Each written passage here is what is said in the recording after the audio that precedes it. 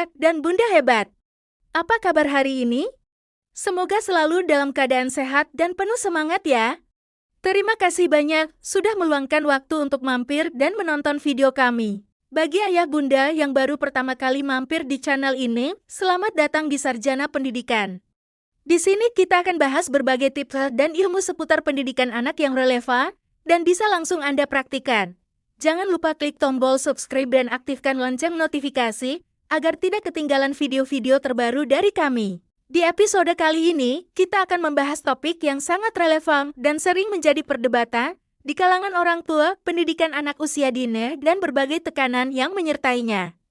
Kita akan mengupas tuntas mengapa banyak orang tua berlomba-lomba mendaftarkan anak-anak mereka yang masih sangat kecil ke berbagai kelas, mulai dari kelas bayi yang lucu hingga les berenang. Kita akan memahami bahwa definisi belajar kini telah jauh melampaui batas-batas sekolah formal. Kelas-kelas di usia dini sebenarnya bisa sangat bermanfaat, asalkan fokus utamanya adalah pada pembelajaran berbasis permainan dan pengembangan keterampilan praliterasi atau pranumerasi. Ini termasuk aktivitas sederhana, namun krusial seperti melatih motorik halus dengan merobek kertas atau memindahkan benda yang jauh lebih penting daripada memaksakan materi akademis yang kaku. Namun, kita juga perlu waspada. Jangan sampai kita mendaftarkan anak ke berbagai kelas hanya karena takut ketinggalan atau FOMO. Penting bagi kita untuk benar-benar memahami kebutuhan individu anak dan mengisi celah yang mungkin tidak terpenuhi di rumah. Lingkungan belajar awal haruslah sesuai usia. Mempertimbangkan rentang perhatian anak yang singkat dan memenuhi kebutuhan mereka akan aktivitas fisik. Tujuannya adalah agar anak-anak tumbuh dengan rasa cinta terhadap belajar, bukan malah merasa terbebani dan tidak menyukai sekolah di kemudian hari. Nah, sebelum kita masuk ke pembahasan lebih dalam, saya ingin tahu nih, dari kota mana ayah dan bunda menonton video ini? Silakan tulis di kolom komentar di bawah ya. Jangan lupa juga untuk menyukai video ini dan subscribe ke Sarjana Pendidikan. Jangan lupa juga tonton video kami yang lain, agar ayah dan bunda hebat tidak ketinggalan berbagai tips dan ilmu terbaru dari kami. Sekarang, mari kita bahas. 1. Memahami anak secara individual. Ayah bunda, dalam perjalanan mendidik anak, satu hal yang sering kita lupakan adalah bahwa setiap anak itu unik. Kita sering mendengar cerita, seperti pengalaman para pembawa acara di podcast parental tentang orang tua yang menyekolahkan kedua anaknya di institusi yang berbeda. Kenapa? Karena mereka menyadari betul bahwa kepribadian dan kebutuhan belajar setiap buah hati itu sangat spesifik dan tidak bisa disamaratakan. Pengalaman ini sangat relevan dengan apa yang disampaikan oleh narasumber kita, Gali Sulistianingrat. Beliau dengan tegas menyatakan bahwa, pada dasarnya, setiap anak memiliki kebutuhan khusus. Ini bukan berarti mereka memiliki disabilitas yang terdiagnosis. Melainkan bahwa setiap anak membutuhkan pendekatan dan dukungan yang dipersonalisasi sesuai dengan cara mereka belajar, minat dan potensi unik yang ada dalam diri mereka. Ini artinya, tidak ada satu formula ajaib yang cocok untuk semua anak. Apa yang berhasil untuk satu anak, mungkin tidak akan berhasil untuk anak lainnya, bahkan saudara kandungnya sekalipun. Kunci keberhasilan pendidikan, baik di rumah maupun di sekolah, terletak pada kemampuan kita sebagai orang tua dan pendidik untuk melihat dan memahami siapa anak kita sebenarnya, bukan siapa yang kita ingin mereka jadi. Oleh karena itu, sangat penting bagi kita untuk terus mengamati, mendengarkan, dan belajar dari anak-anak kita sendiri. Kenali gaya belajar mereka, apa yang memotivasi mereka, dan bagaimana mereka merespons berbagai stimulasi. Dengan pemahaman yang mendalam ini, kita bisa memberikan dukungan yang tepat dan menciptakan lingkungan yang benar-benar bisa mengoptimalkan perkembangan mereka secara menyeluruh. 2. Kalistung, lebih dari sekadar membaca, menulis, menghitung. Di dunia pendidikan anak, istilah kalistung membaca, menulis, berhitung seringkali menjadi sumber kecemasan bagi banyak orang tua. Ada tekanan yang tak terhindarkan untuk memastikan anak-anak sudah mahir kalistung bahkan sebelum mereka masuk sekolah dasar. Rasanya, jika anak belum bisa membaca atau menulis di usia TK, kita sudah merasa ketinggalan. Padahal, pemahaman kita tentang kalistung perlu diperluas agar proses belajar anak menjadi lebih menyenangkan dan efektif. Narasumber kita, Gali Sulistianingrat, menjelaskan bahwa yang jauh lebih penting dari kalistung formal adalah pra-kalistung. Ini adalah fondasi keterampilan dasar yang seringkali terabaikan, namun krusial. Bayangkan, bagaimana anak bisa menulis jika motorik halusnya belum terlatih untuk memegang pensil dengan benar? Atau bagaimana mereka bisa memahami angka jika koordinasi mata tangan mereka belum berkembang? Keterampilan seperti pengembangan motorik halus, integrasi sensorik, dan koordinasi mata tangan inilah yang biasanya dicakup dalam program anak usia dini berbasis permainan. Aktivitas sederhana seperti meronsil, bermain plastisir, atau bahkan menumpuk balok sebenarnya sedang mempersiapkan anak untuk kalistung tanpa mereka sadari. Maka dari itu, sangat penting untuk tidak memaksakan kalistung formal, seperti mengisi lembar kerja yang monoton, kepada anak-anak yang masih sangat muda jika mereka belum menunjukkan minat. Memaksa hanya akan membuat mereka merasa tertekan, kehilangan minat, dan bahkan membenci proses belajar. Daripada memaksa, cobalah mencari pendekatan yang lebih menyenangkan dan relevan dengan dunia mereka, misalnya, membaca buku cerita bersama, menghitung jumlah mainan saat bermain, atau bahkan menulis namanya sendiri dengan spidol warna-warni di papan tulis. Dengan begitu, kalistung bukan lagi beban, melainkan petualangan yang seru bagi si kecil. 3. Peran orang tua dalam pendidikan fondasi di rumah. Sebagai orang tua, kita seringkali mengandalkan sekolah untuk membentuk kecerdasan anak-anak kita. Namun, mari kita ingat kembali fakta penting ini, kita adalah pendidik pertama dan utama bagi anak-anak kita. Lingkungan rumah adalah sekolah pertama mereka, tempat dasar-dasar literasi, emosi, dan komunikasi diletakkan. Merangsang anak melalui percakapan sehari-hari, membaca buku bersama, dan mendiskusikan isinya, serta yang tak kalah penting, memvalidasi perasaan mereka, adalah kunci untuk membangun fondasi yang kuat bagi perkembangan kognitif dan emosional mereka. Hindari bicara babi talk. Berkomunikasi dengan bahasa normal akan sangat membantu dalam memperkaya kosakata dan kemampuan berbahasa mereka. Lebih dari sekadar akademis, peran kita juga sangat krusial dalam membentuk kecerdasan emosional anak.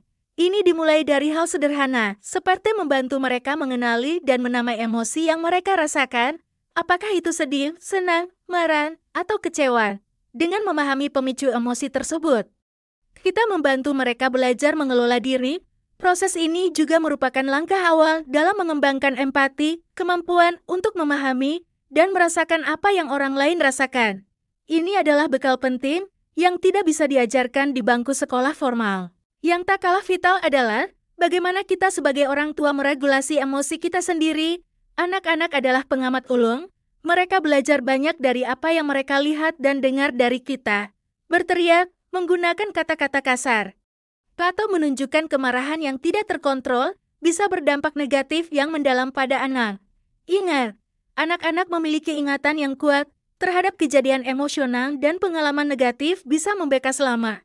Jadi, mari kita berupaya untuk menjadi contoh terbaik dalam mengelola emosi.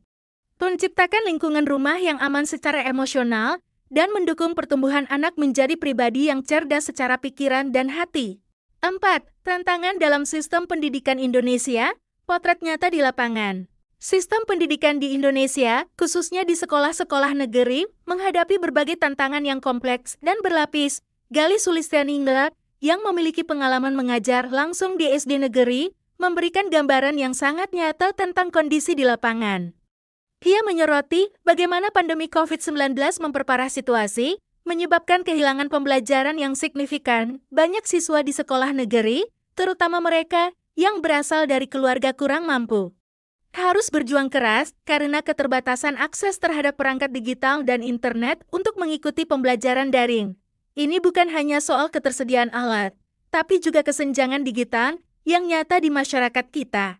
Lebih lanjut, Galih juga mengamati bahwa banyak orang tua di lingkungan ini memiliki kapasitas terbatas untuk mendukung pembelajaran anak-anak mereka di rumah.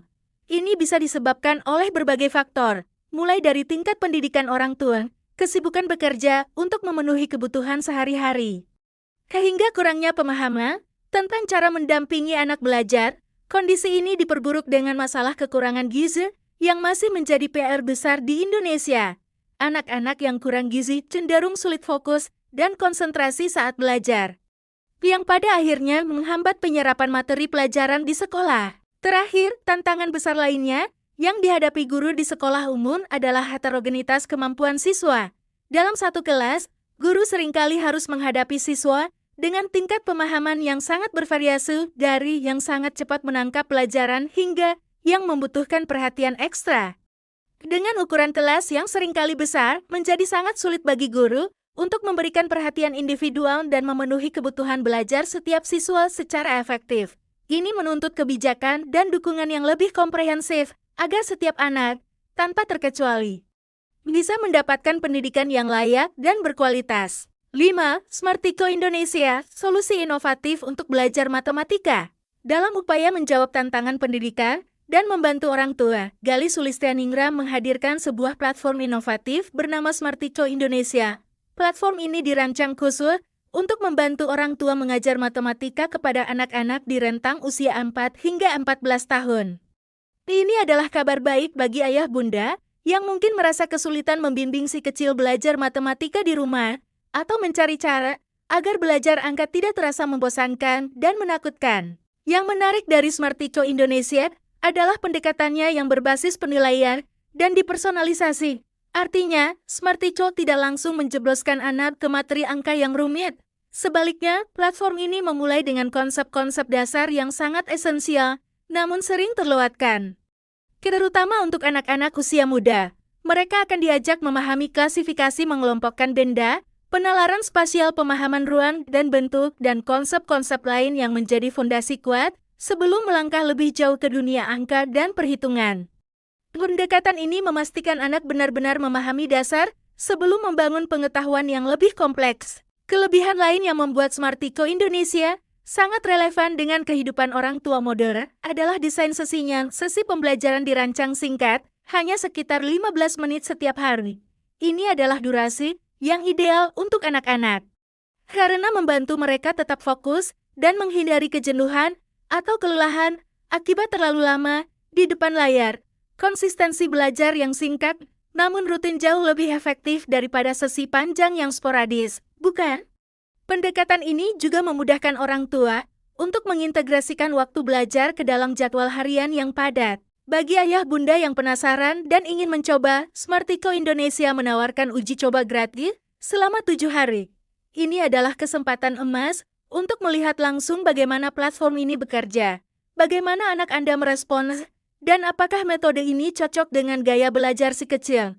Dengan Smartiko, belajar matematika bisa menjadi pengalaman yang menyenangkan, efektif, dan tidak lagi menjadi momok bagi anak maupun orang tua. Ayah bunda, di video kali ini, kita sudah merangkum obrolan mendalam kita tentang seluk-beluk pendidikan anak di Indonesia. Kita mulai dengan menyoroti tren orang tua yang buru-buru mendaftarkan anak usia dini ke berbagai kelas. Penting untuk diingat, belajar itu lebih luas dari sekadar sekolah formal. Fokuslah pada prakalistung dan pengembangan motorik halus melalui permainan, bukan memaksa anak yang belum siap. Kita harus waspada agar tidak terjebak FOMA dan yang terpenting, selalu pahami kebutuhan individu setiap anak. Selanjutnya, kita membahas peran krusial orang tua sebagai pendidik pertama. Rumah adalah fondasi di mana literasi dan kecerdasan emosional dibangun. Melalui percakapan, membaca bersama, dan memvalidasi perasaan anak tanpa bicara babital, kita membentuk kosakata dan empati mereka.